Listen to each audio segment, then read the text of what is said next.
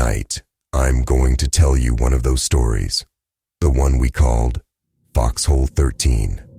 It happened in 1944 in the Hurtgen Forest, the darkest, coldest, most miserable place I never stepped foot in.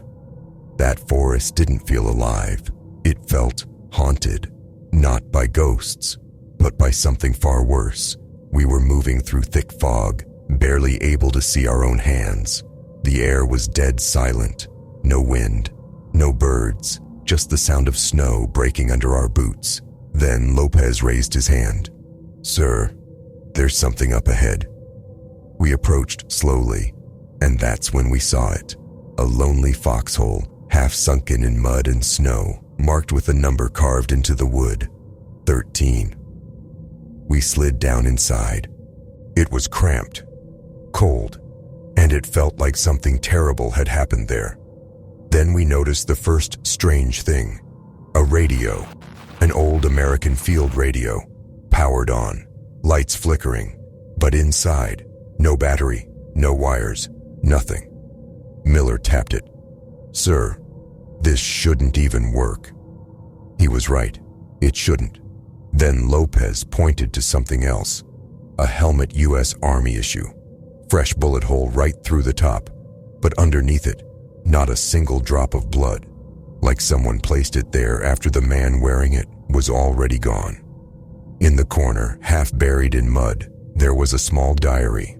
The first page was dated October 27th, the last entry, November 4th, but the soldier who owned that diary was officially reported dead on October 27th, 8 days before the last entry. Miller swallowed hard. "Sir, then who wrote the rest?" I didn't know, but the final line chilled me to my bones. "If you hear the whisper, don't turn around."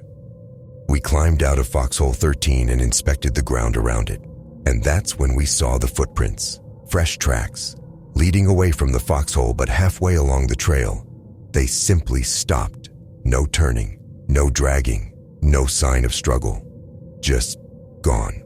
Like the man walked straight into thin air. That night, we stayed inside Foxhole 13. We had no choice. Around 3 a.m., Miller jolted awake. "Sir, I heard someone say my name." We all sat up. The air was freezing, but suddenly it felt colder. Then we heard it too, a faint voice in the distance, like a man calling from far away. "Help! Someone, help me," Lopez whispered. "Sir, that's not the wind." No, it wasn't. But the worst part was, the whisper always said one of our names. That same night, the radio with no battery, crackled to life, static at first. Then a voice came through. "Hello, hello, if anyone can hear me." We stared at that radio like it was possessed. Then it said something else. 13, 13, stay low, don't move." Then silence. Just the cold. The second night was worse. Around midnight, a red flare shot into the sky. But from where? There was nobody out there. No troops, no camp. It came from a direction that had no paths, no units, no friendly positions. We marked the location and decided to check it out at first light. The third night was the one I'll never forget. We were sitting in silence when we heard footsteps outside, not soft steps on snow, heavy steps, wet, squishing, like someone walking through deep water. I stepped out with my rifle, shined my flashlight, nothing, but the footsteps kept circling us, getting closer and closer. Then, they stopped right where those footprints had ended 2 days earlier. I don't scare easily, kid. But that night, I felt something I hadn't felt since basic training. Fear. The next morning, we went toward the flare site. After a long walk through frozen trees, Lopez shouted, "Sir, someone's here." There, lying on the ground, half conscious, half frozen, was an American soldier. We wrapped him in blankets and gave him water. When he opened his eyes, he whispered, "Don't follow the whisper." Then he passed out. When he woke up again, he said his name was Private Samuel Grant, the same soldier whose death report we got 2 weeks earlier. Grant told us everything. His squad got lost in the forest. The fog was so thick you could choke on it. No food, no direction. Men disappearing one by one. Then they started hearing it. Whispers, calling each man by his name. The voices sounded like friends, like fellow soldiers, like men needing help. Grant said some of his men followed those whispers and never returned. He told us something else. Those weren't ghosts, sir.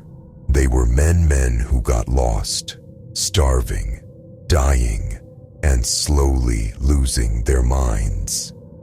Trying to lure others because they were desperate for warmth or food. That flare we saw, Grant didn't fire it. Someone else did. Someone we never found. As we prepared to leave the forest, I went down into Foxhole 13-1 last time. On the inner wall, scratched deep into the wood, was a message we hadn't noticed before. We are still here. Not written by the diary owner, not by Grant, not by any living man we knew. Just a message from the forest itself, from those who never made it out. People love ghost stories, but I'll tell you the truth. The scariest thing in that forest wasn't dead. It was the men who were still alive but too far gone to be saved. Men whose last strength wasn't spent fighting, but calling out, hoping for someone, anyone, would hear them.